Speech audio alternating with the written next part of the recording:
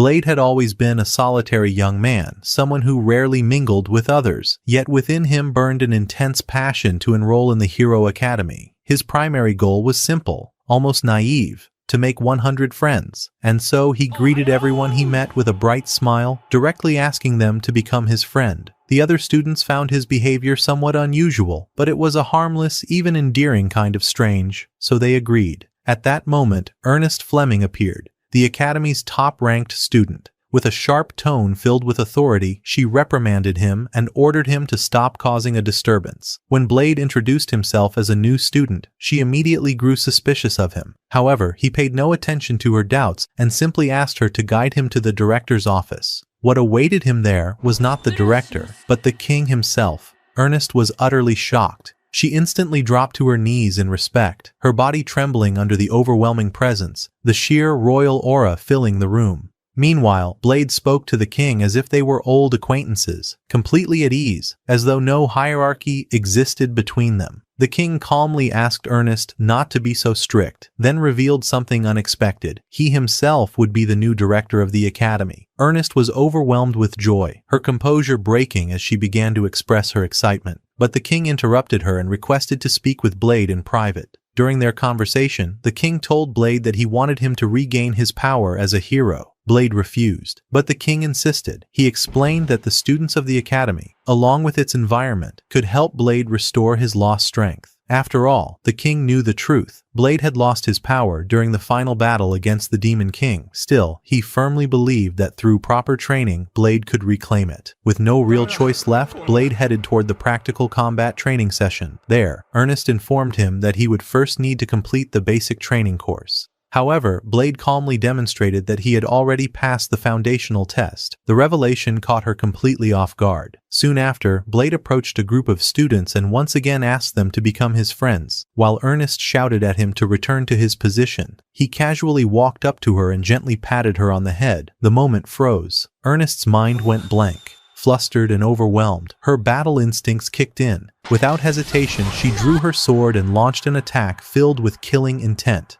But Blade effortlessly evaded the strike, his reflexes so fast that it left her stunned. At that exact moment, a blue-haired girl named Sophie arrived and called them over to the instructor. Ernest was shocked. Sophie was speaking. This alone was enough to shake her understanding of the situation, and her suspicion toward Blade deepened. She requested permission from the instructor to test him personally. Leading him to a training dummy, she demanded that he prove his strength. Blade drew his sword and activated his unique sword technique, Dragon Eater. In a single motion, he unleashed a devastating slash. The training dummy was obliterated, and the wall behind it was shattered instantly by the force of the attack. At the same moment, his sword cracked and broke. Ernest slowly approached, her eyes wide with disbelief. The sheer destructive power of that strike had created a shockwave strong enough to affect the surroundings, knocking nearby students off their feet. Later, during lunch in the cafeteria, Ernest sat alone, isolated as always. Blade approached and sat beside her without hesitation. He called out to the others, inviting them to join, but they all refused. Ernest calmly explained that everyone feared her, though she did not reveal the reason. Blade ignored it entirely and focused on eating his food. After a moment of silence,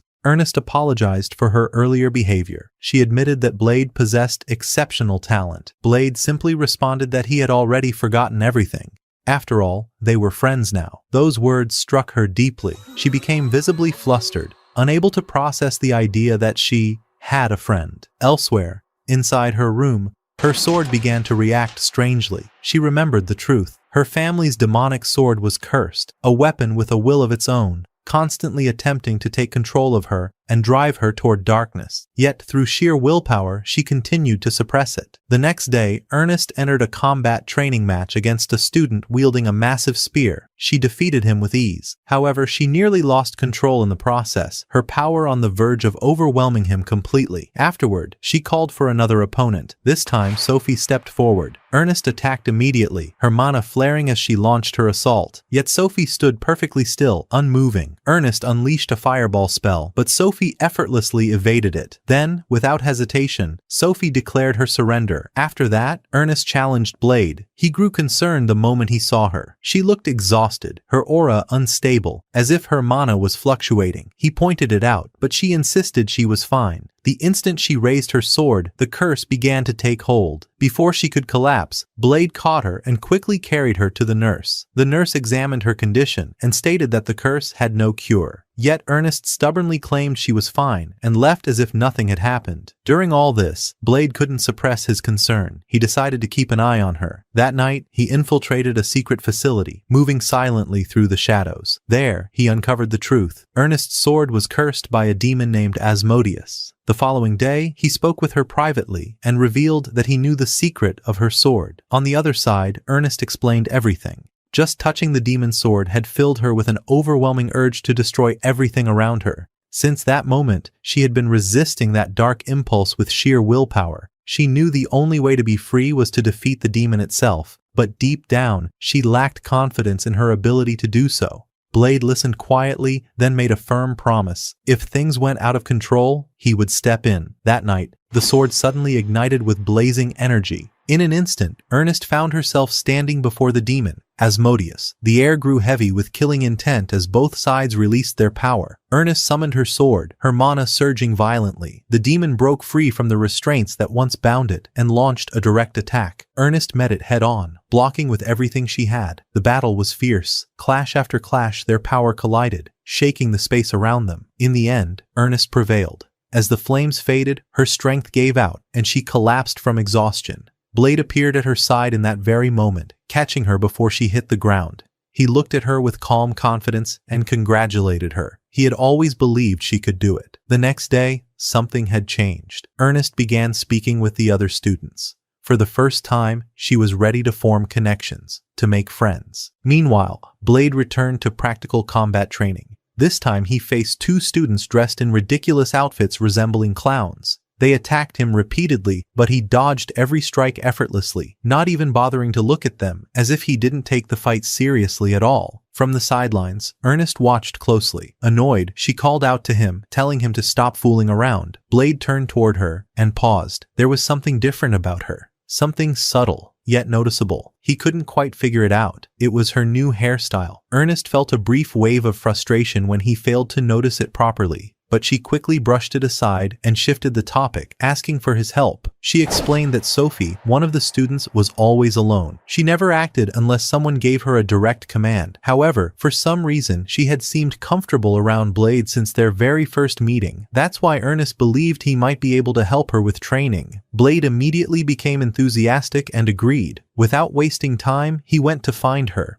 Elsewhere, when Blade approached Sophie, he suggested they train together. Sophie shyly admitted that she only fought with her bare hands. She had never learned how to use a weapon. Blade offered to teach her swordsmanship. She asked if it was an order. He shook his head and explained that he simply wanted to help a friend. Sophie smiled. It was the first genuine smile she had shown in a long time. Training began. Blade taught her how to focus her energy, how to channel her mana into the blade. She proved to be a fast learner, absorbing the fundamentals with remarkable speed. By the end of the day, she had already mastered the basics. But just as they finished, Sophie suddenly threw the sword at Blade. The unexpected attack caught him off guard. In a swift motion, she followed up and pinned him to the ground, revealing her true combat ability. Her movements were precise, efficient, refined. Blade was impressed. He praised her without hesitation. Meanwhile, elsewhere, Blade met with the king. The king was pleased to hear that Blade had begun forming friendships. However, he revealed a shocking truth about Sophie. She had been created inside a secret underground organization. Their goal, to manufacture the perfect hero. They had produced multiple copies of the original,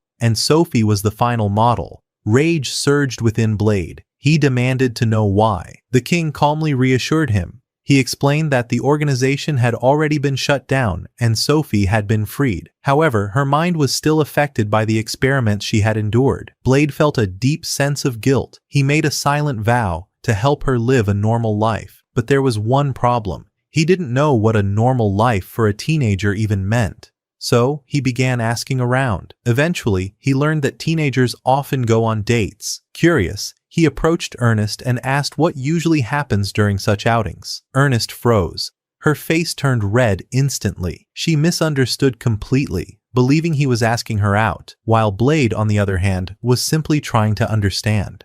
The moment Blade learned the answer, he rushed straight toward the girls' changing room without hesitation and called out to Sophie, asking her to go on a date with him. Sophie was surprised, but she agreed. The next day, Ernest and 2 other girls secretly observed them from a distance as the date unfolded. Blade and Sophie walked side by side, their arms linked. They shared ice cream, played in the arcade, and enjoyed various activities together. As evening fell, they sat beside a beautiful fountain, its water shimmering under the fading light. Sophie looked at him quietly, then asked why he was doing all of this for her. Blade answered simply, because they were friends. His words reached her deeply. Moved by his sincerity, Sophie decided to reveal her greatest secret. She told him that her power was artificial, that she had been created to surpass all previous heroes. To demonstrate, she focused her energy, her mana surging, and caused a nearby iron fence to twist and warp unnaturally. She explained that her power could alter the very laws of physics, but she couldn't always control it perfectly. Then, she showed him something even more terrifying. She could stop time,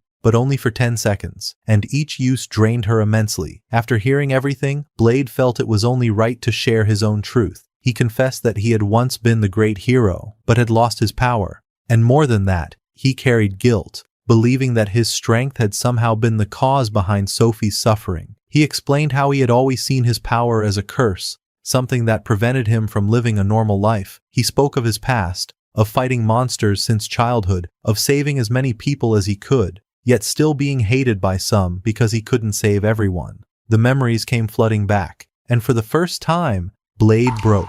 His emotions collapsed, and he began to cry. Sophie gently embraced him. She told him he should be proud of himself, that she had seen many who were grateful for what the hero had done. Then she expressed her own gratitude as well, saying she was happy to be an artificial hero, and that she wished to become like him someday. At that moment, something heavy lifted from Blade's heart. The burden he had carried for so long finally began to fade. The 2 of them made a promise to protect each other's secrets and to always support one another. The next day, Blade was having lunch in the cafeteria with Ernest and Sophie. Soon the rest of their friends joined them. This time they were no longer wearing the academy uniform. Having advanced to the next stage, they were now allowed to wear whatever they wished. Ernest mentioned that the king had announced the arrival of a magical beast to the academy soon. Blade showed no interest. Suddenly, the entire academy began to shake. Blade immediately realized what was happening. The magical beast had arrived. Without hesitation, he rushed outside, still holding his food. What he found was a massive dragon, rampaging out of control. Panic spread among the students, but Blade remained calm. He leapt forward and lightly tapped the dragon's head.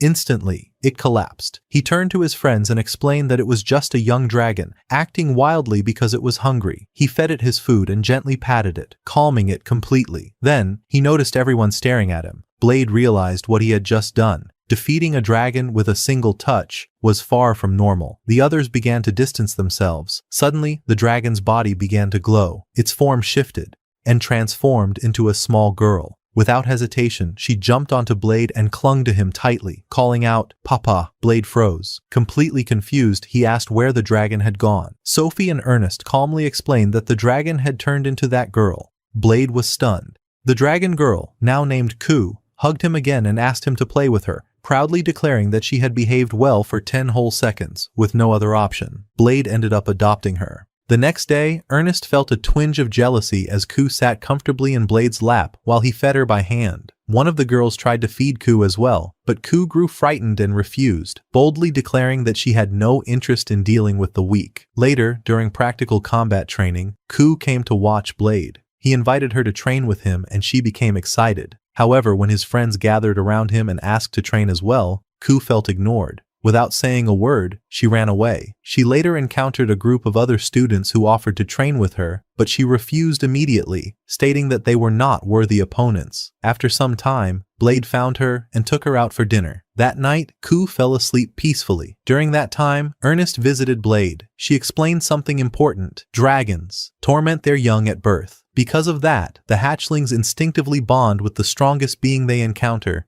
In Ku's case, she had recognized Blade as her father due to his overwhelming power. Blade felt a deep sadness knowing she had never seen her real parents. He made a decision. He would never abandon her. Ernest advised him to take good care of her. When Blade returned to his room, Ku was no longer in her bed. He searched for her until he found her on the rooftop, gazing at the moon. Thinking she felt lonely, He asked if she wanted to make friends. Ku shook her head. Dragons were strong. They didn't need friends, but they needed their father. The next day, Blade left Ku with the king, believing he was the only one capable of handling her. However, Ku was annoyed by his prickly beard and ran away. Blade began searching the entire academy for her. Eventually, he found her inside a room. She was playing with handmade dolls. Each one represented someone: Blade, Ernest, Sophie, and the rest of their friends. She mimicked their movements, their mannerisms, even the way they spoke, with incredible accuracy, and somehow,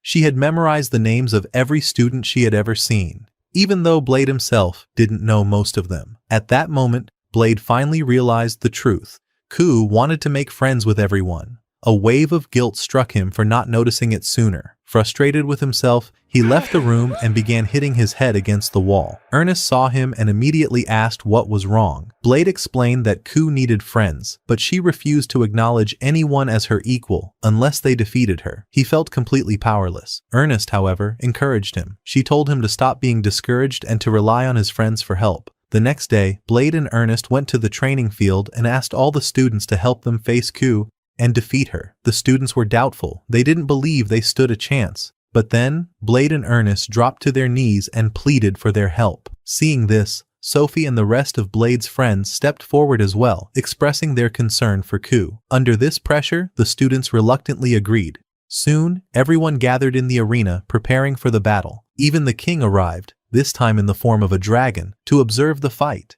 His assistant found this strange, and asked whether Ku would truly respect humans if she were defeated by a group. The king calmly replied that it was fair. After all, humans were naturally weaker than dragons. At that moment, Ernest drew her sword. Her aura flared. She commanded everyone to prepare. The instant Ku attacked, most of the students fled, but Ernest stood her ground. She led the assault, moving swiftly around Ku while launching explosive arrows infused with mana. However, the attacks barely affected the dragon's hardened scales. Ku retaliated with a powerful tail strike, sending them flying. Ku quickly dominated one side of the battlefield. On the other side, healers rushed in to treat the injured. Meanwhile, Blade watched from a high balcony. Beside him stood the king, who expected the students to fail. At that moment, Ku unleashed a massive burst of dragon fire. Seizing the opportunity, Sophie and Ernest coordinated their attack, combining their abilities. They managed to deal some damage, but it wasn't enough to stop her.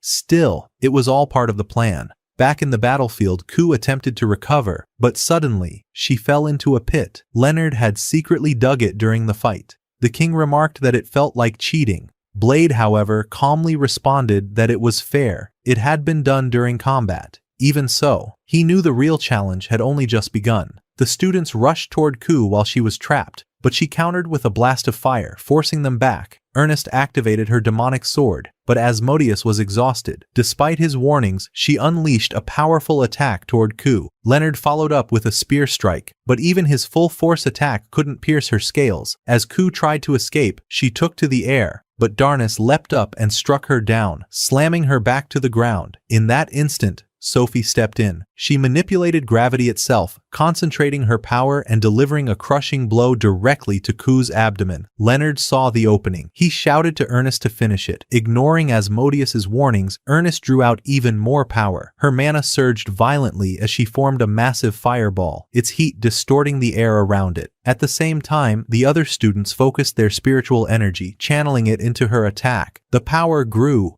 and grew until it became overwhelming. Ernest released the fireball. Ku didn't realize the danger until it was too late. A massive explosion erupted across the battlefield. Moments later, Ku returned to her human form and began to cry. She believed Blade would abandon her because she was weak. Blade approached her immediately. He reassured her, telling her he would never leave her. He explained that she wasn't weak at all, that humans become stronger when they fight together. Then he reminded her, since she had been defeated, she had to accept the students as her friends. Hesitantly, Ku turned to them and asked if they would become her friends. This time, they all smiled and agreed. Several days later, the king arrived at the training grounds with new information. He announced a new training system. Virtual reality. Students would now train within simulated worlds, allowing them to experience battles in controlled environments. Excitement spread instantly among the students. Elsewhere, Blade's friends were taking care of Ku in the cafeteria, feeding her happily. As Blade observed them, he suddenly noticed something. Ernest had clearly gained weight. Without thinking, he bluntly commented that she had become fat and that her appearance looked bad. The reaction was immediate. His friend scolded him harshly, but Blade insisted. Her appearance had changed. Those words struck Ernest deeply. Her expression broke. Tears welled up in her eyes. She called him an idiot and ran away. Afterward, Sophie and the other girls told Blade that he had been rude and that his relationship with Ernest might already be over. It took him 3 days to understand his mistake. For 3 days, Ernest stayed in her room, refusing to come out. When Blade realized he might lose her as a friend, anxiety gripped him. He decided to apologize. The next day, the girls chose to accompany him, knowing he didn't understand these situations well. When Ernest didn't respond, they broke the door open.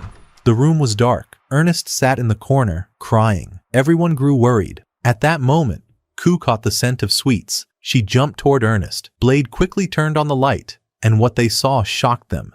Ernest had gained a significant amount of weight, and she was endlessly eating sweets. Ernest broke down in tears, confessing that ever since her battle with Ku, she had been constantly hungry, unable to stop eating sweets no matter how hard she tried. Blade, however, didn't care about her weight. Instead, he asked her one simple question. Did she still consider herself his friend? She admitted that she had been hiding, afraid of being seen like this, especially by him. Blade felt relieved hearing that, but the girls quickly stepped in, telling him that he needed to apologize properly if he wanted to help her emotional state. At that moment, Leonard suddenly appeared, attempting to teach Blade how to apologize. It ended badly. He was immediately beaten and thrown out. After that, Blade spoke honestly. He told Ernest that she shouldn't feel ashamed of loving sweets, and reminded her that her friends would always stand by her side and support her. Those words slowly reached her. She began to feel a little better. The next day, Blade initiated a special training program to help Ernest lose weight. Despite her condition, she pushed herself with determination, enduring the physical strain. However, the progress was painfully slow. Even after eating very little and spending an entire hour in the sauna, the results were disappointing. When she stepped onto the scale, it broke beneath her weight. At that moment, she realized conventional methods wouldn't work, so she chose a drastic solution. The next day, she went to the training field and asked Blade for help. She summoned her demonic sword. Immediately, Asmodeus began consuming her body, flooding her with overwhelming power. Flames erupted around her, forming a towering pillar of fire that surged into the sky. Sophie and the other students rushed to the scene.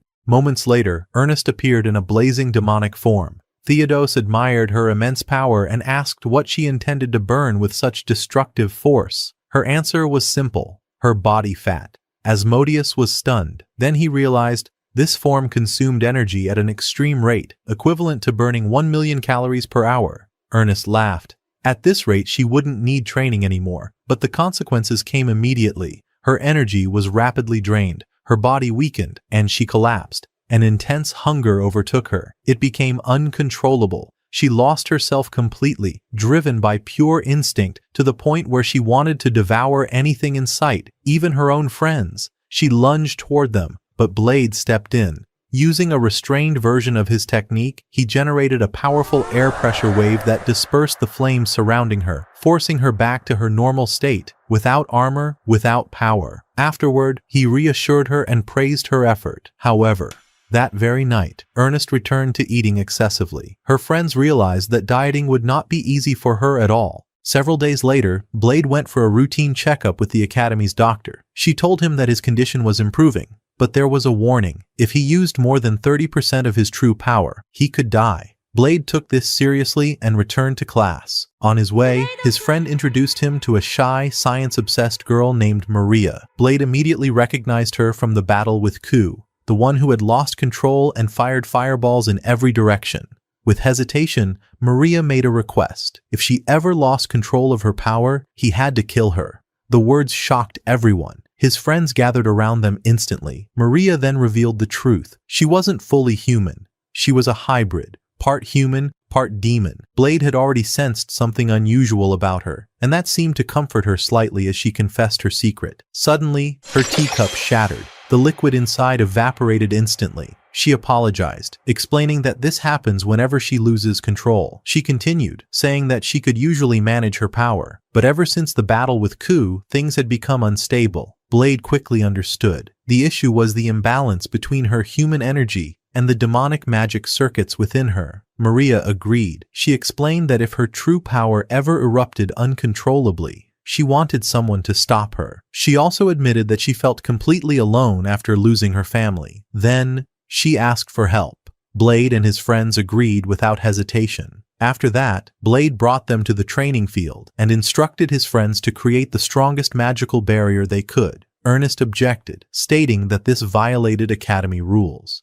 Blade ignored her. He turned to Maria and told her to release her full power. Maria hesitated. Blade reassured her, but she still refused. Until Ernest stepped forward, she shared her own experience, how Blade had helped her overcome her demon. Those words gave Maria the courage she needed. She began removing the magical tools that were suppressing her power, one by one.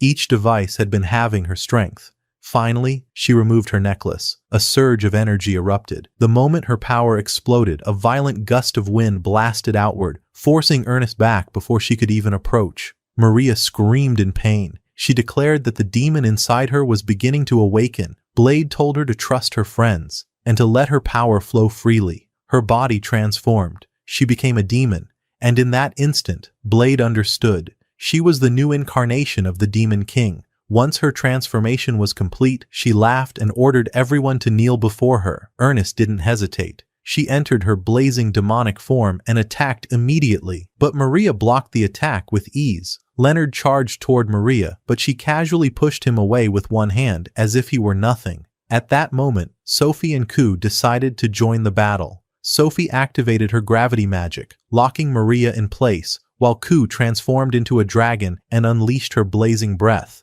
However, Maria caught the attack effortlessly and redirected it back. Ku was defeated instantly. Seeing this, Blade's anger ignited. His aura flared as he dashed forward while Maria calmly declared that she would destroy the capital once she dealt with him. Blade attacked using the sheath of his sword. She mocked him, assuming he wasn't fighting seriously, until she realized the truth. He was holding back to avoid killing her. She warned him not to continue like that, then used wind magic, striking him with a powerful barrier. This time, Blade drew his real sword. He attacked again, but Maria blocked every strike with ease, forcing him back step by step. She countered with an intense fire attack. Blade barely managed to defend against it, but the overwhelming pressure caused his sword to shatter. Even so, Maria was impressed. She couldn't hide her surprise at his ability to withstand her power. At that moment, Ernest regained consciousness and rushed toward him. Without hesitation, she offered him her demonic sword. Asmodeus reluctantly agreed to serve Blade, obeying Ernest's command. Maria observed the sword with interest, clearly impressed. Blade then declared he would end the battle with a single strike. He began gathering his spiritual energy, channeling it through the blade. The power that surged from him was immense, so overwhelming that Theodos couldn't endure its pressure. But Blade told him to stop complaining. By merging demonic flames with his own power, Blade unleashed a massive inferno toward Maria. She raised a barrier to block it, but the shield began to crack under the pressure. As she was pushed back, Maria asked him who he really was. Blade answered calmly, just a normal student.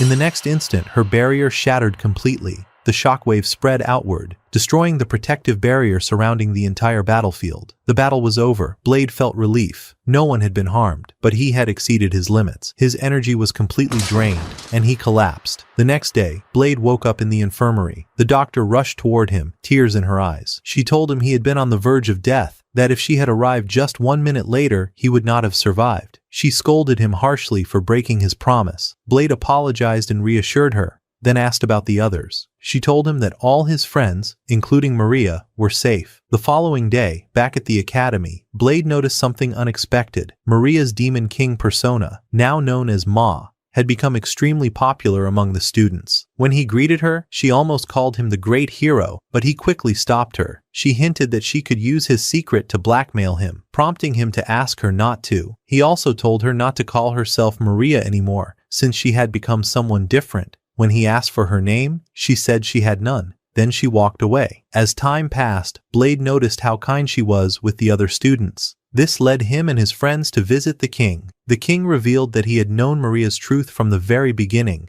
yet still allowed her to enroll in the academy. He explained that her mother had been human and had passed away. Her father, however, was the Demon King, and his current whereabouts were unknown. Hearing this, Blade was reminded of his old enemy, the demon king he once faced. After that, they noticed that Ma had become widely known among the students, who now called her by that name. Blade's friends believed she was dangerous, but Ernest pointed out that the king was responsible for her. Ma herself explained that her power was currently sealed, and that she was now just an ordinary girl. She had no choice but to continue her studies. She seemed genuinely excited to experience a normal life, gradually growing closer to Ernest and the other girls. Only Ku remained afraid of her, hiding behind Blade. Ma told him that she was ready to fight again at any time, then left with her friends. Claire wondered aloud whether Maria and Ma were truly separate personalities, growing worried since Maria had not appeared since the transformation.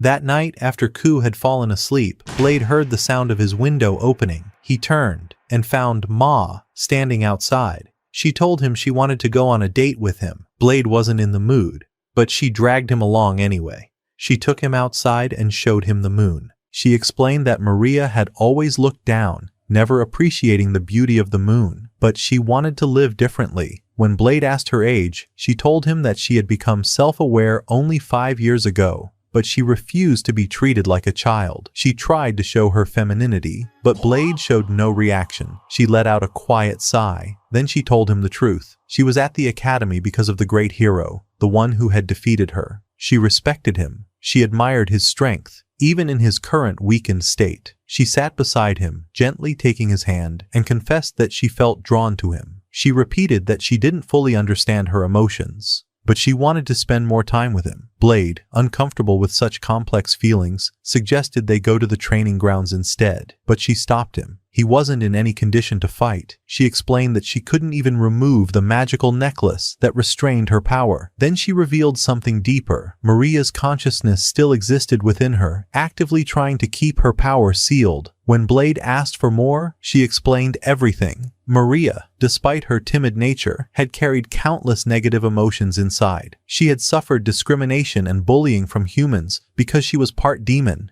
Even though her mother had trusted her father, Maria herself had never been able to. After her mother's death, she was left lost, unable to decide whether her father was good or not. In the end, she blamed him for everything. She then revealed the truth of her existence. She had been born as an alternate personality, created to help Maria escape her trauma, and there was a possibility that Maria might never regain control of her body. Several days later, Eliza, their friend from the nerd club, approached Blade's group with surprising news. She explained that the necklace worn by Ma was not a sealing device, as they had believed. It was a recording device, and it contained a message from Maria's mother. Ma suddenly remembered. Her mother had been the one who gave her that necklace. Eliza warned them. Activating the recording could bring Maria back, or it could cause Ma to disappear forever. Despite that, driven by curiosity, Ma agreed. Eliza activated the necklace. A hologram appeared. It was the Demon King, Maria's father. He apologized to his wife for leaving her, explaining that he had to face an incredibly powerful enemy.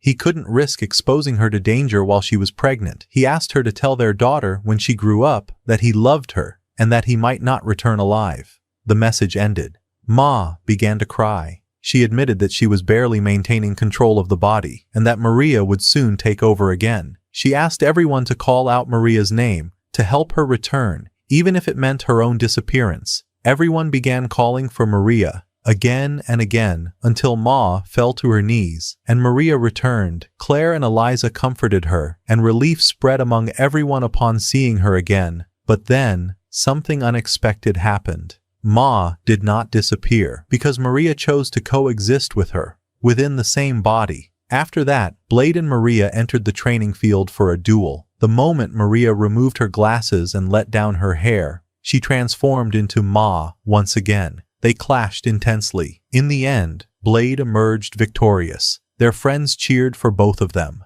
Later, as they were walking, they came across a carriage stuck beneath a gate. Ernest suggested the driver take another route, only for them to discover that the driver was a centaur named Dion. Blade recognized her immediately and called out her name, but quickly stopped her from saying anything that might expose his secrets. Dion introduced herself as a friend of Blade. The girls offered to help carry the cargo, and she gladly accepted. It turned out that the shipment was meant for the king. He thanked her, then shocked everyone by appointing her as a teacher at the Hero Academy. Eris questioned the decision, but the king asked him to test her abilities against Blade. Blade grew uneasy. If Dion spoke carelessly, his secret could be exposed. On her first day as an instructor, Dion decided to demonstrate her strength. She arranged massive cubes of enchanted iron, then charged forward with her spear. The moment it struck, the metal was pierced and melted into molten lava. The students were stunned. Some even compared the scene to legendary anime battles. Afterward, she officially began the class, introducing herself as Dion, the Spear of Demons. She also revealed that she was a general in the Night Forces. Everyone was shocked. Ernest began to suspect a connection between Dion, Blade, and the great hero. Ma and the other girls felt the same. They decided to lure Dion into conversation inside the sauna. They massaged her, washed her, trying to get her to talk. But just as she was about to reveal something important,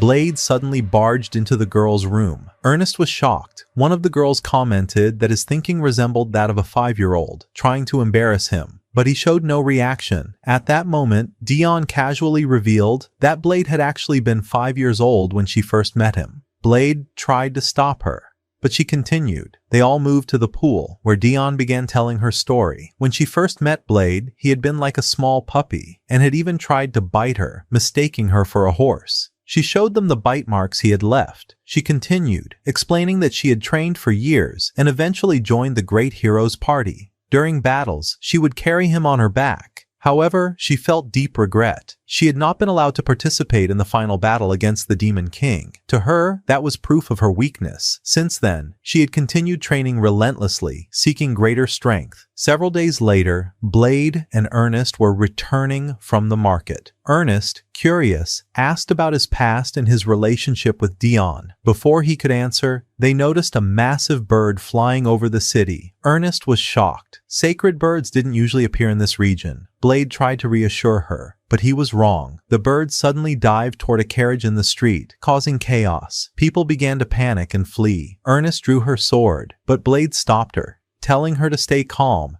and raise her hands to show she wasn't a threat. Soon after, the bird retreated and met its partner in the sky. This confused Ernest even more. These creatures didn't normally attack humans, however, realized something. Their target had been the carriage, not the people. He immediately understood who was behind it, and suggested they go to the king. They rushed to his office. Ernest stormed in, demanding answers. The king pretended not to understand, but Blade pressed him, demanding the truth about what had been inside the carriage Dion had delivered. The king finally admitted it had contained the egg of a sacred bird. Blade's anger surged. He demanded to know how the king could dare steal an egg from such creatures. The king's assistant stepped forward and explained that the egg needed to be placed at a high altitude and exposed to the light of the setting sun in order to hatch properly. The king continued, adding that the parent birds were still inexperienced and wouldn't be able to hatch it on their own. However, his true motive was different. This was a test. He wanted the students to face the sacred birds as a challenge, and so he assigned Blade and Ernest the mission of hatching the egg, proving themselves as true heroes. The hatching was set to take place the following evening. The next day, all the students gathered. Blade, acting as the leader, explained the plan with clarity. Their goal wasn't to defeat the birds, but to distract them. They had to hide the egg throughout the day, then use a primitive lift system to raise it at sunset. He encouraged them to trust in themselves. Ernest gave the signal, and the operation began. The students spread throughout the city, while the sacred birds continued their rampage, destroying everything in sight. Leonard attempted an aerial attack from atop the wall, but missed his strike and fell. Yisa stepped forward to attack one of the birds, but she needed her companion's support to withstand the counterattack. They were forced to retreat, and realized they had only made the birds angrier. Meanwhile, Blade arrived with another group. They managed to bind one of the birds using iron chains connected to nearby buildings, but its strength was overwhelming. It took flight, dragging entire structures behind it. The second bird continued its assault, unleashing waves of fire with little resistance. Blade then turned to Maria and asked her to let Ma take over. Ma unleashed a powerful lightning attack, But even that wasn't enough. Ernest transformed into her blazing demonic form and launched a fierce attack. But her energy drained quickly. She crashed into a cafe and immediately began eating to recover her strength. Despite everything, the students managed to hold the situation together until sunset. As the sun began to set, the lift started raising the egg, but halfway up, broke. One of the birds returned, searching for the egg. At that moment, Sophie told Blade to take responsibility for delivering it, while they would handle distracting the bird. Blade hesitated. Memories of past battles flashed through his mind, but Ernest interrupted him. She told him to trust them. Blade nodded. Despite his exhaustion, he began climbing the tower. At that moment, Dion appeared and offered her help. She carried both him and the egg upward with incredible speed. Blade tried to lift the egg, but it was far heavier than expected. Dion used her strength, carrying both him and the egg all the way to the top. Just as the sun reached the horizon, they placed the egg in the nest. Perfect timing. The king praised him, calling him a hero once more. But Blade rejected it. He no longer saw himself that way. At that exact moment, the other bird approached. Blade was completely drained. The king stepped forward, saying that it was now his turn. He tried to speak to the birds, explaining that one of their kind had once saved his life, and that he now wished to repay that debt. His assistant thanked Blade and moved to assist the king.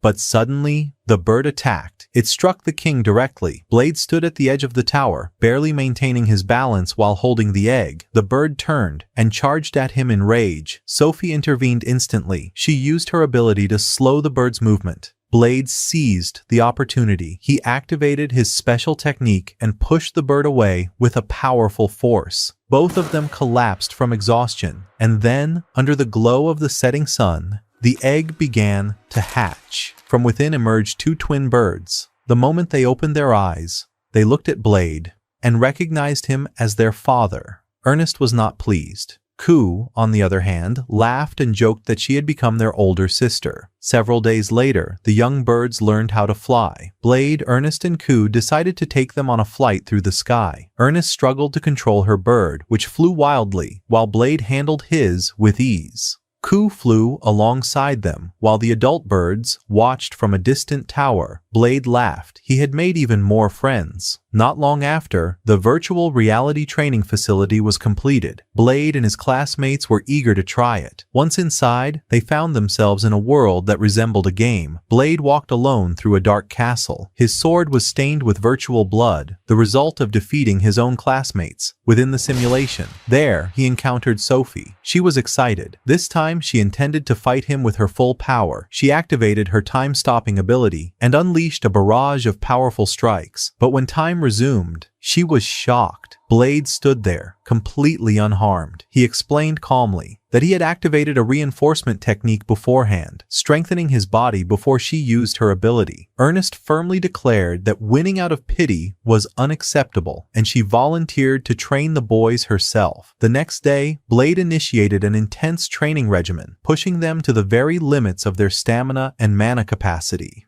When the rematch day arrived, the boys entered the virtual reality world with unwavering resolve to win and to confess their feelings. Everyone gathered to watch. Blade and Ernest stood as referees. The battle began with an aggressive assault from Jessica and Claire, but this time, the boys held their ground. They countered the attacks and released their spiritual energy, forcing the girls backward. Ernest turned to Blade, asking if he had taught them how to use such power. Blade shook his head. He had only helped them realize they had been using it all along, unconsciously. One of the boys used wind magic to push Jessica back, while the other attempted to finish her off. But she countered with a burst of fire magic. Blade then asked Ernest if she had trained her. Ernest confirmed all the girls had contributed to her training. Meanwhile, Claire struck one of the boys down using her heavy pin, while Jessica froze the other in place, finishing the match with a lightning strike. The battle ended. Both sides exchanged respect. The boys admitted defeat, vowing to become stronger. Claire and Jessica revealed that all the girls had worked together to teach them combat techniques. The boys complained that it wasn't fair, but Ernest grew angry, reminding them that they too had trained under Blade. Her anger only intensified when she learned that they had planned to confess their feelings only if they won. She questioned them. Did they need to become the strongest just to express their emotions? She glanced at Blade, who understood nothing. Tears filled her eyes as she said it wasn't fair. Several days later, the girls discovered a strange robot in the academy courtyard. They gathered around it curiously, while Ernest wondered what it was. Suddenly, the robot displayed an image of Blade. Elsewhere, Blade was training his aura. When Ku jumped toward him, she was pushed back by the pressure of his energy. She asked what he was doing, and he explained that he was strengthening his body's aura to safely use a higher percentage of his true power. At that moment, the girls arrived with the robot. Blade immediately attacked and destroyed it. Ernest became furious, scolding him for destroying something they were studying. The others were saddened as well. Blade explained calmly. The robot was called a guardian, and it would reconstruct itself no matter how many times it was destroyed. As it began scanning Ernest, its form suddenly shifted. It transformed into a female humanoid cyborg. She asked Blade if he would like her now, explaining that she had modified herself to make him attracted to her, so that he would protect her. Without hesitation, Blade attacked again. He destroyed her repeatedly until she disappeared.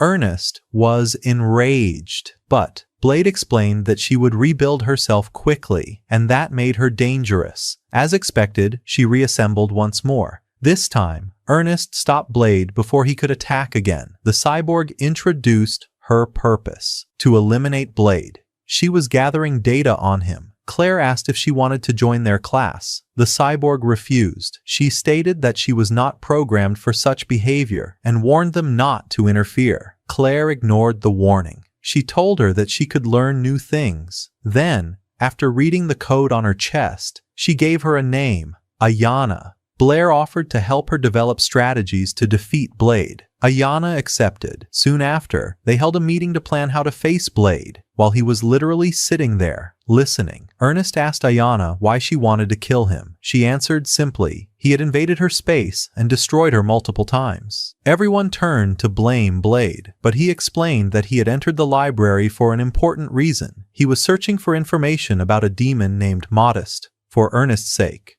Ernest blushed when she realized why. Still, Yona insisted he had attacked her repeatedly. The girls labeled him an enemy of girls. Frustrated, Blade left. Sophie followed him. He explained that the robot bodies weren't truly alive. Their souls were stored elsewhere. Destroying their physical forms didn't mean destroying them completely. Back in class, Eliza confidently stated that Yona would never defeat Blade, because Blade wouldn't hesitate to strike her, especially since she could regenerate endlessly. Ernest admitted that Blade could indeed be harsh at times. Yona explained her strategy. She had chosen a human female form to make Blade hesitate. Ernest and Claire agreed that it was effective. But Eliza proposed an even better plan. Transfer Yona's consciousness into a real body. That way, Blade's hesitation would increase even more. The next day, Blade and Yona faced each other in the arena. Yona revealed that her connection to the server had been severed. Her consciousness was now fully inside her body. If it were destroyed, she would not return. Blade was shocked. She was no longer immortal. Taking advantage of that moment, Yona attacked. She slammed him into the wall with overwhelming force. She mocked him, asking if he would fight seriously. Blade attempted to end the fight using his special technique, but he hesitated. She wasn't defending herself. That attack would kill her, so instead, he used weaker air pressure strikes. They weren't enough. Yona seized the opening. She unleashed a powerful attack, pinning him to the ground and shattering the arena floor beneath him. Everyone was stunned by her dominance. Blade asked her to ease up, complaining that she wasn't giving him a chance. She smiled and told him to surrender. Blade admitted defeat. Cheers erupted throughout the academy. Yona felt something new, happiness. She wanted more of that feeling.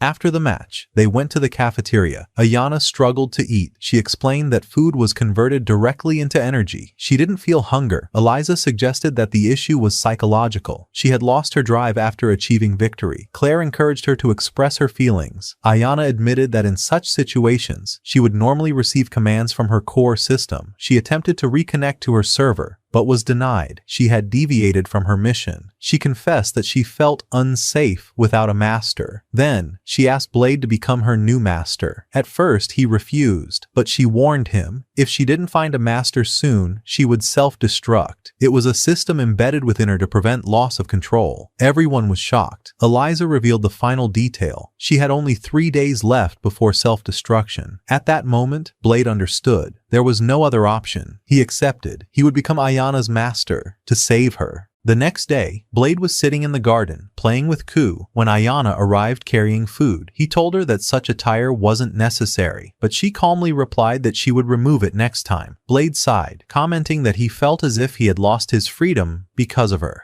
At that moment, Sophie appeared, clearly upset. Blade told her to express what she was feeling. She asked if that was an order. When he confirmed it, Ayana immediately grew jealous. She too wanted to receive orders from her master. Sophie's frustration intensified, accusing Ayana of copying her, trying to take her place, especially with her cold demeanor and desire to be commanded. The tension escalated quickly. It ended in a challenge to determine who was more suited to serve Blade. The next day, Sophie appeared wearing cat ears, trying to attract Blade's attention, while Ayana showed up with rabbit ears. Blade couldn't tolerate the situation. He tried to ignore them both. They attempted to settle things with a staring contest, which soon turned into a quarrel. Before it could escalate into a real fight, Blade intervened and stopped them. Even then, they refused to leave him alone. They followed him everywhere, even into the bath, and later, they insisted on watching over him while he slept. Exhausted, Blade simply tried to sleep while the two of them kept watch.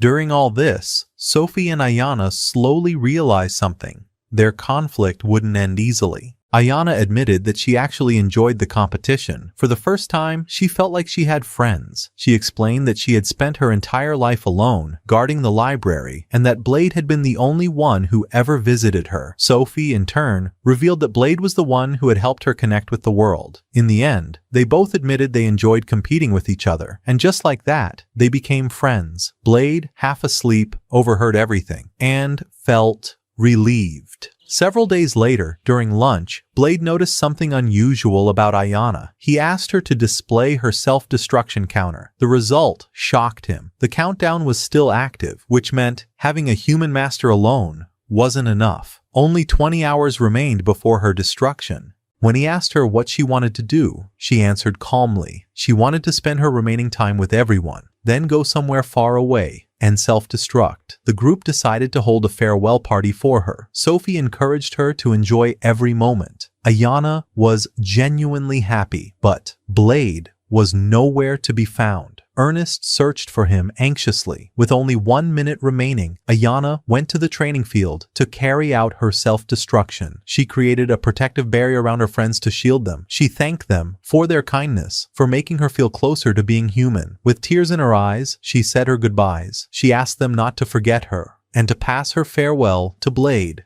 The countdown reached 0. Everyone braced themselves, but nothing happened. Confusion spread. Then, a powerful gust of wind surged from below. Blade appeared. Calmly, he asked if the party was over. Ernest pulled him aside, demanding to know where he had been. He explained that he had gone to the core system and convinced it to restore Ayana. Ayana confirmed it. Her connection had been re-established. She would no longer self-destruct. Relief washed over everyone. Ayana turned to Sophie and asked what she should do now. Sophie replied she already knew the answer. At that moment, Ayana rushed forward, crying, and embraced Blade. Several days later, a large-scale battle was held to test the students' skills. As usual, Blade entered the arena and defeated everyone with ease. Only Leonard remained. He stood firm, confident in his ability to endure. He created a defensive barrier and attacked with his spear. The others cheered him on, while Ernest remained doubtful. His confidence began to waver, but when he heard Maria and the others cheering for him, his resolve returned. He charged forward. Blade dodged effortlessly and ended the fight in an instant. The arena emptied. Leonard felt frustrated, though not entirely defeated. He noticed Ernest rushing off toward lunch, which only deepened his disappointment. Blade extended his hand to help him up. As Leonard stood, he gave a bitter smile and admitted he had no chance of winning. From a distance, Maria watched them, concerned. That night, Leonard sat alone, reflecting on his inability to defeat Blade, and his desire to gain Ernest's attention, he began repairing his spear,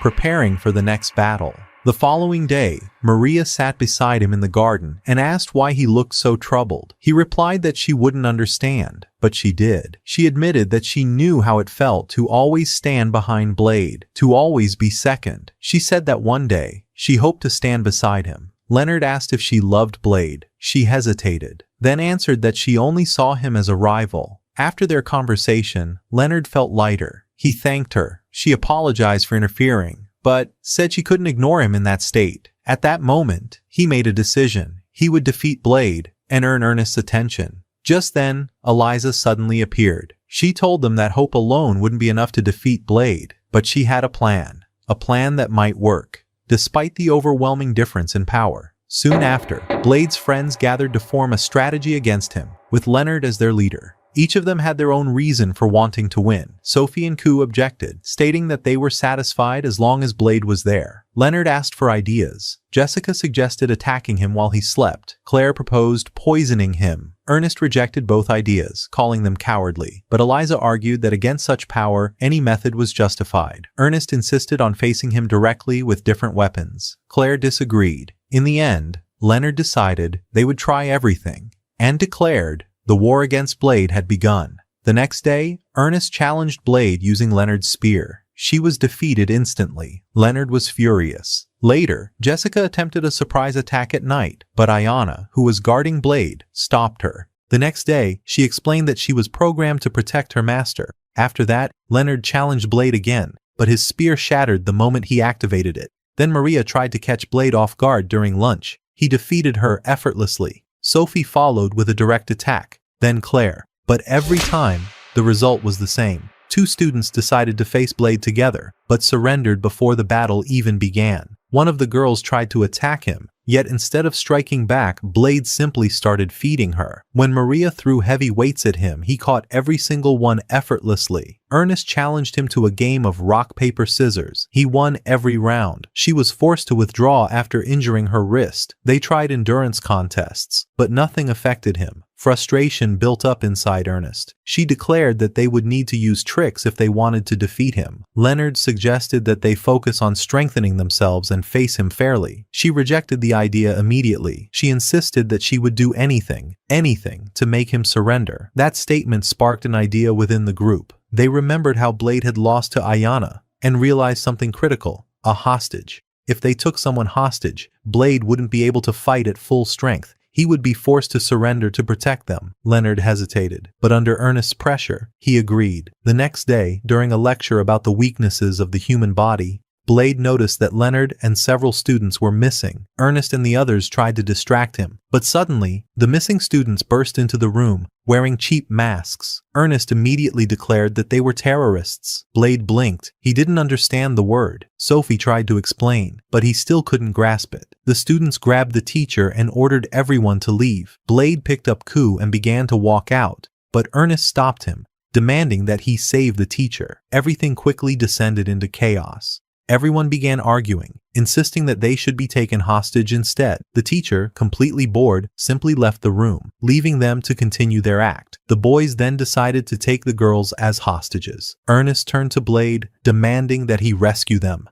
Blade still didn't understand what a hostage was. Ku suggested that maybe they wanted to eat them, which only made things worse. Ernest shouted at him to do something. Blade turned to Leonard and asked why they were acting like this. The boys froze. He had recognized them, just from their movements. They removed their masks and admitted failure. Leonard explained that they knew Blade would be affected by hostage situations and that they wanted him to surrender. Blade refused. He stated calmly, no one was actually in danger. Leonard placed his sword against Ernest's neck, demanding surrender. Blade simply waved his sword. A burst of air pressure shattered Leonard's weapon and even tore apart his clothes. Ernest's anger exploded. She declared a direct assault. She transformed into her blazing demonic form, and everyone charged at Blade at once. It made no difference. Their attacks had no effect. Blade defeated them all with ease. Afterward, he asked them why they had done all of that, still believing it had just been an act. Sometime later, Blade and Ernest were in the cafeteria when they saw a girl celebrating her birthday.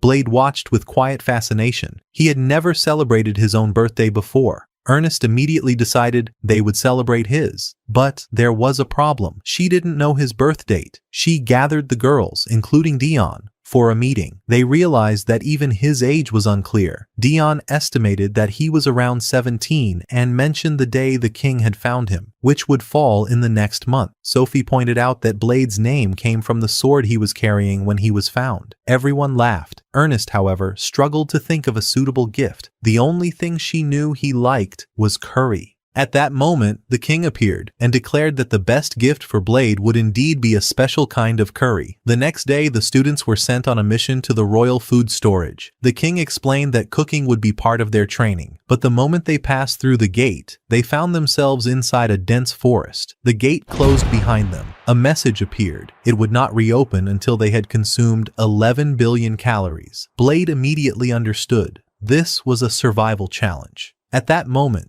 Ku began sniffing the air, detecting delicious ingredients scattered throughout the forest. The king explained that the area was filled with natural resources, including monsters, and that they would need to hunt and cook them. Blade felt the difficulty of the task, but Ernest was determined. She led everyone into the forest. They set up camp. Jessica lured a monster into a trap, while Leonard, Claire, and Maria prepared an ambush. When the creature spotted Claire, it charged toward her. Leonard tried to take it down and failed. Maria stepped in. She transformed into Ma and unleashed lightning magic, defeating the monster instantly. They brought the creature back to camp. Some began cooking it. Others used its hide to craft equipment. Everyone worked together. Blade watched quietly and felt happy. This was what he wanted. Several days later, Blade went to bathe in a hot spring, reflecting on how the king had managed to create a training that was both harsh and enjoyable. Then, Ernest joined him. She began asking about his childhood, whether he remembered any celebrations. Blade answered honestly. His past had been nothing but endless battles, a life where danger was constant, and survival was never guaranteed. Seizing the moment, Ernest tried to get closer to Blade. But Claire, who had been secretly watching them, suddenly jumped in and pulled her away. As time passed, their camp gradually transformed into a medieval-style town. Yona announced that they had reached 47% of their calorie target, and that they were progressing well toward completing the challenge. However, the king noticed their rapid progress, so he introduced a new challenge. He issued special missions involving rare ingredients that needed to be gathered. The students grew excited.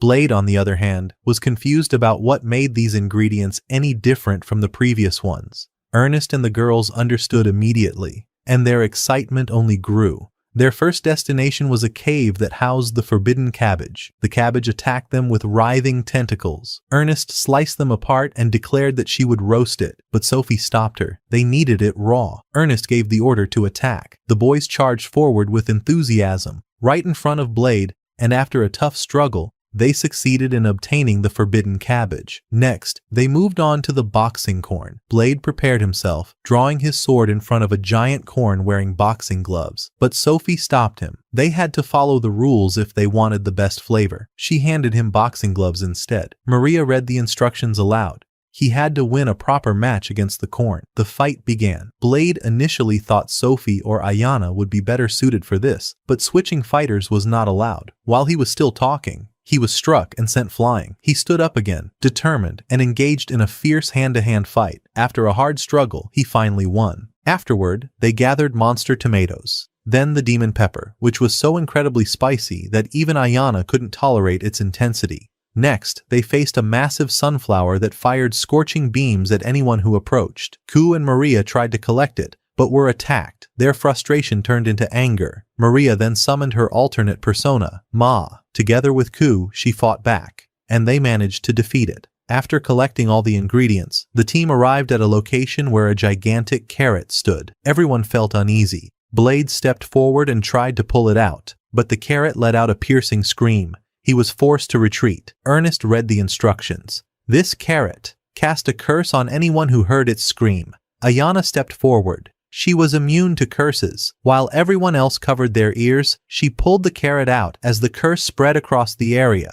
With all ingredients secured, they returned to their base using sacred birds. Blade casually mentioned that he didn't like carrots, but didn't mind eating them if they were part of a dish. Ernest felt relieved. She declared that they would prepare a grand feast. The king joined them and praised their efforts, explaining that reducing the number of monsters actually helped maintain ecological balance. He reassured them that resources would not run out. Then, he gave them one final task. They were to gather the last ingredient the following day. The next day, everyone gathered in front of a massive tree deep within the forest. Yona detected an immense energy source and identified it as the approach of the king of ingredients. Suddenly, a gigantic beast resembling a bull appeared. Sophie read its description, confirming its immense strength and exceptional taste. The king laughed from a distance, clearly excited about the meal it would provide. But before Blade could act, a far larger monster appeared. In a single motion, it devoured the bull.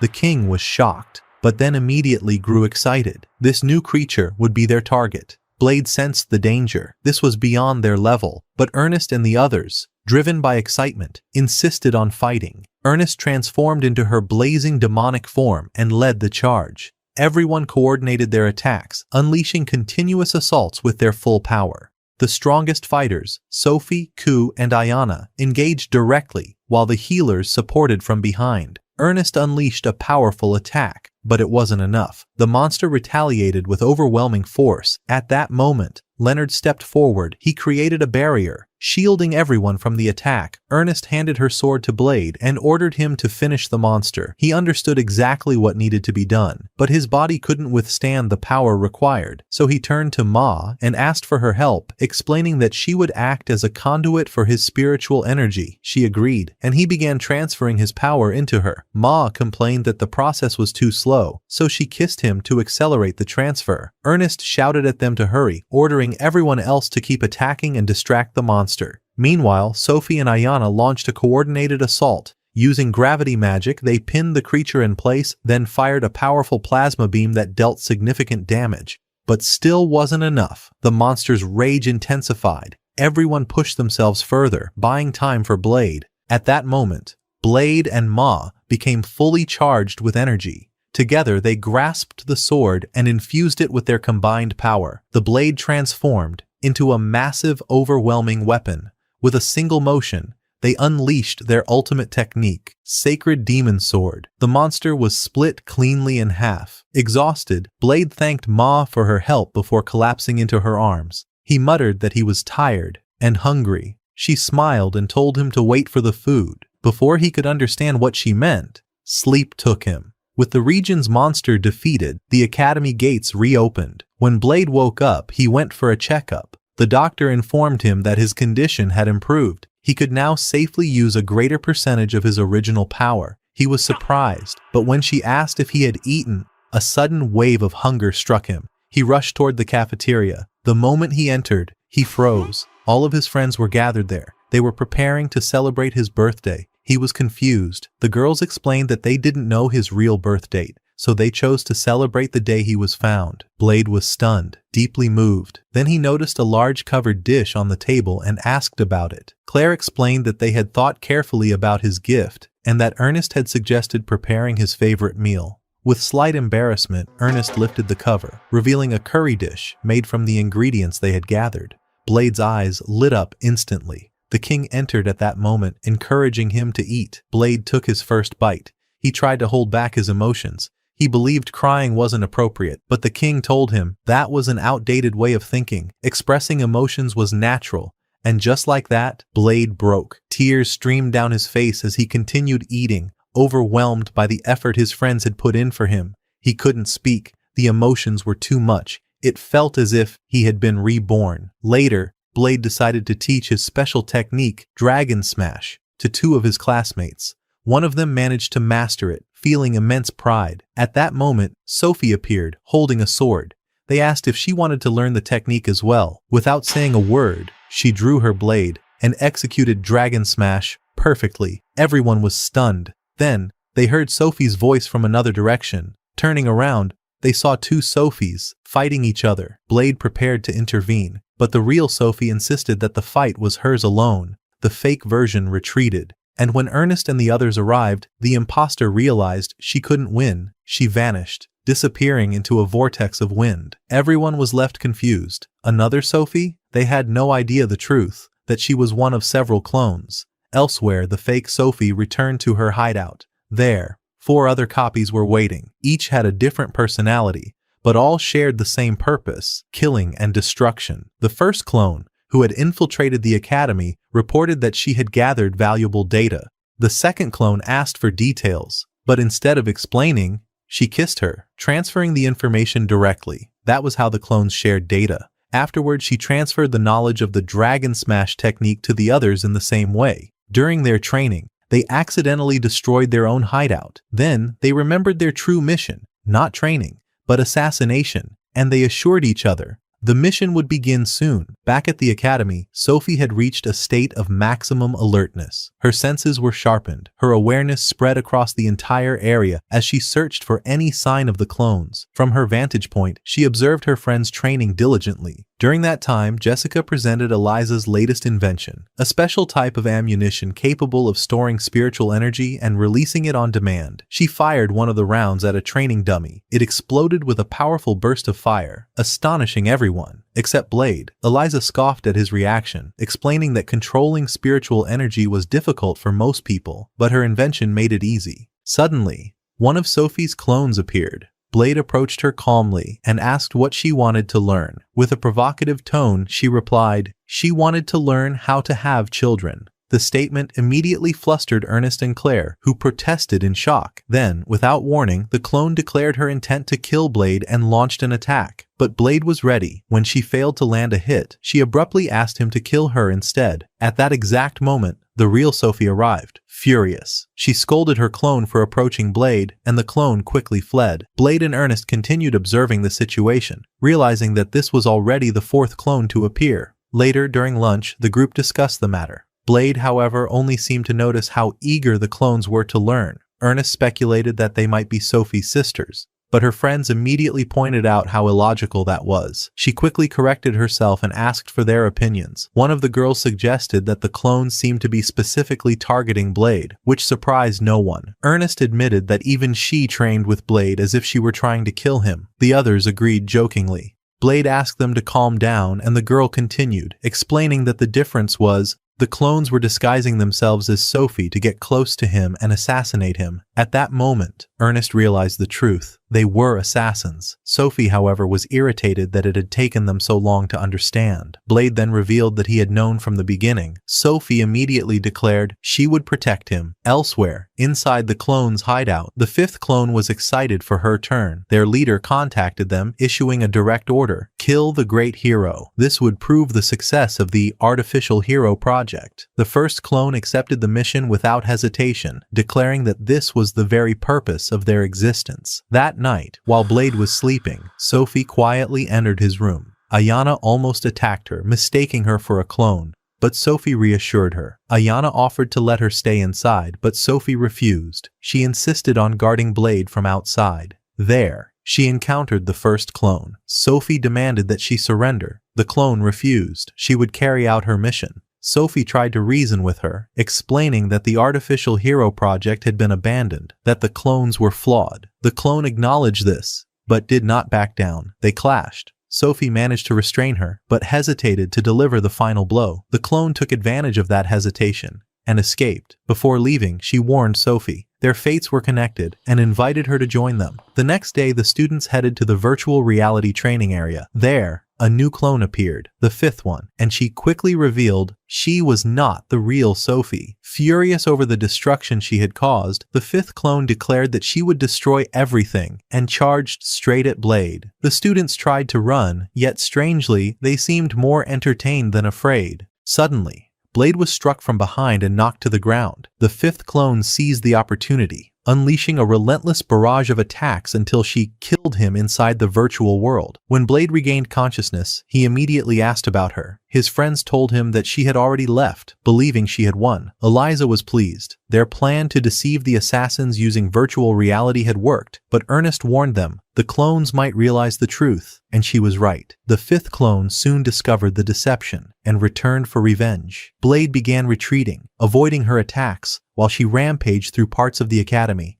causing widespread destruction. Ayana suggested drawing her into an open area. Another clone joined the battle. Blade struggled to evade their combined assaults. Ayana stepped in, provoking them with sharp words, further fueling their anger. Blade led the clones to a designated location, where Ernest and several mages were already waiting. They launched a coordinated attack. One of the clones was taken down. Ernest used fire magic to push the other back, but the fifth clone countered with a sudden strike. Blade intervened, saving Ernest, and retaliated with a powerful spell. Ayana proposed capturing the clones instead of killing them, but both clones rose again and unleashed their power. A black hole formed.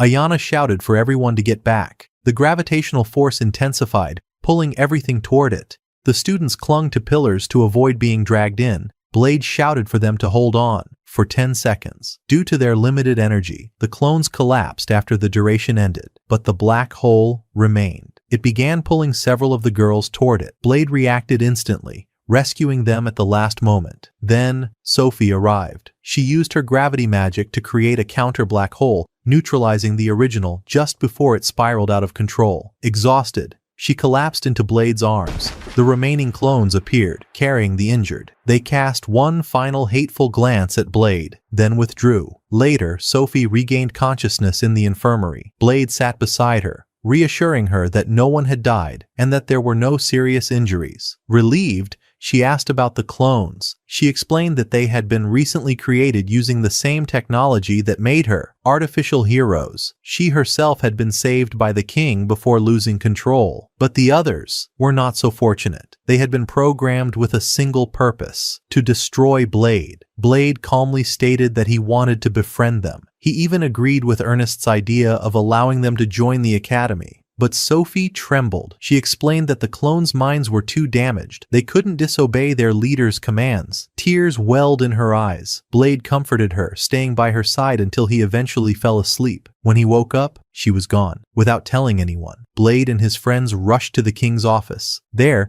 they learned that Sophie had left a letter, announcing her withdrawal from the academy. Ernest was furious. She demanded to know why the king hadn't stopped her. He replied calmly, it was her decision. He revealed that Sophie had left to prevent her friends from being forced to kill the clones, believing it was the only solution. Though the king respected her choice, Blade made his own decision. He would find her. Ku and Ayana immediately volunteered to join him. Maria and Ma also stepped forward. At the gate, they found Ernest and the rest of the group waiting. They mocked him for being late. Then all of them set off together.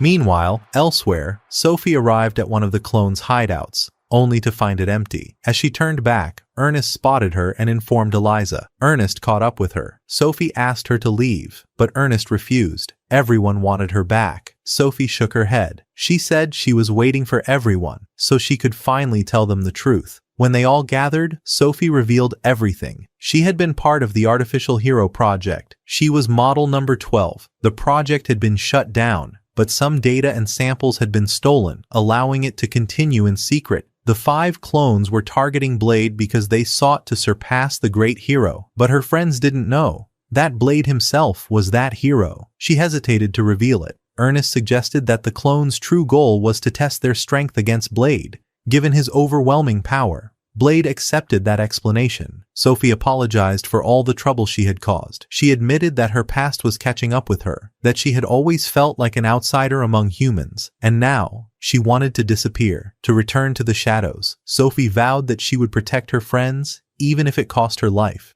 She admitted that the time she had spent with them had been the happiest period of her life. Ernest interrupted her with a lighthearted tone, telling her to stay with them as long as she was happy. She explained that she too had once felt like she didn't belong, but had overcome it because of Blade. Sophie smiled. Ernest then offered to help her face the clones, but Blade stepped in. He firmly declared that they would not harm the clones. He believed there was another solution, one different from what the king intended. Sophie objected, explaining that the clones couldn't disobey their leader's commands, and that their lifespans were short due to the modifications they had undergone.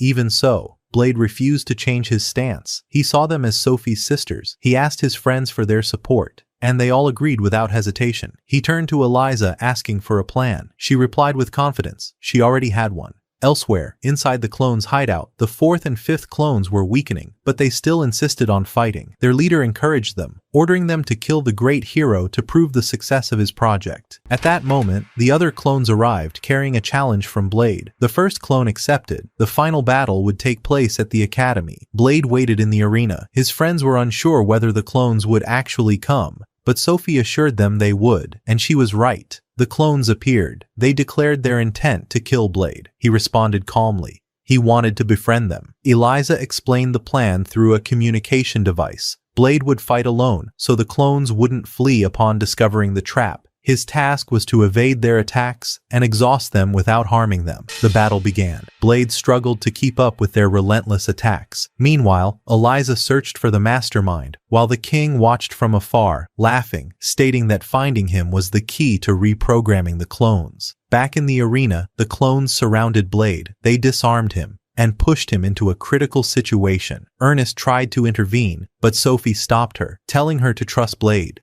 Blade managed to create a barrier, pushing them back, then released a burst of energy to distance them further. His friends were moved by his determination. They decided to use Eliza's special bullets as part of the plan. One of the clones manipulated the laws of physics, slamming Blade repeatedly into the ground. Another unleashed shadow clones to overwhelm him. At the critical moment, his friends threw the bullets toward him. Blade infused them into his sword and used wind magic to destroy the shadow clones in a single strike. One of the clones collapsed from exhaustion. Another charged at incredible speed. Leonard threw another bullet. Blade activated a powerful shield and struck her down, but his sword shattered under the strain. The fifth clone rushed forward. Blade evaded her attack and called out to Ernest to throw him her bullet. She did, but the clone intercepted it and counterattacked immediately. At that instant, time stopped. Sophie entered the battlefield. She retrieved the bullet and helped Blade escape the attack. She offered him her power. He accepted. The fifth clone unleashed a massive surge of energy. Blade responded with a powerful storm that neutralized it. Another clone fired a devastating beam. Blade countered using Ernest's demonic flames. The two forces collided, triggering a massive explosion that forced everyone to retreat. When the smoke cleared, Blade faced the first clone. She didn't attack. Instead, she told him the truth. Their lifespan was no more than 14 days, and today was their last. Blade was stunned. He contacted Eliza. She confirmed it. The clones were never meant to live long. A defect in their creation ensured their short existence. Claire attempted to heal the first clone, but Eliza explained that magic wouldn't work. Sophie approached her sisters. She proposed a plan to save them. The first clone was ready to accept death, but Blade encouraged her to hold on to life. In the end, the clones agreed. With Sophie's help, the first clone used her power, while Blade transferred their souls into Sophie's body. After that, Blade was found in the infirmary, severely injured. Sophie visited him. He quickly noticed the first clone was currently in control. She confirmed it, then told him to rest and recover. Afterward, she returned control to Sophie. Sophie thanked him deeply. She admitted that living with multiple personalities was difficult, but she could handle it. Weeks later, the king brought a massive magical beast to train the students. The weaker ones couldn't even approach it.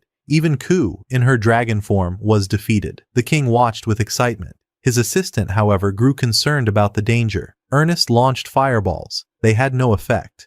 Leonard's attacks failed. Sophie tried to use the power of all the personalities within her, but only managed to break Leonard's spear. Ma and Ayana also failed. The beast roared violently. Even the king's assistant began to regret the situation. Then, from the sky, Blade appeared. He descended with overwhelming speed and struck the monster directly in the head. It was defeated instantly. He landed calmly, picked up his plate of curry, and began eating, completely unfazed. At that moment, everyone was reminded why Blade was considered the greatest hero of all, and thus, the story comes to an end. We hope you enjoyed it and had a great time following its events. Before leaving the video, don't forget to support us by hitting the like button, subscribing to the channel for more exciting anime stories, and turning on the notification bell so you never miss any new content.